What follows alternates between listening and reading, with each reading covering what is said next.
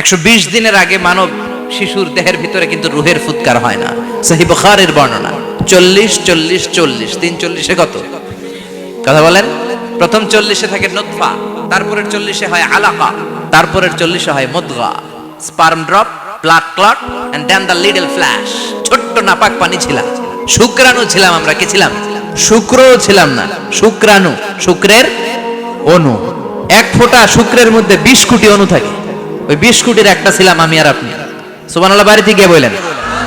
ডিম্বাণু আর শুক্রাণু দুইটা মিলে আল্লাহ আমাদেরকে বানায় ফেললেন জাইগট, সেখান থেকে এমব্রয়ো, তারপরে আস্তে আস্তে ইনিশিয়াল স্টেজগুলো শেষে একটার পর একটা স্টেজ পার করে তিনি আমাদেরকে বানালেন আলাকা, সেখান থেকে মুদগা।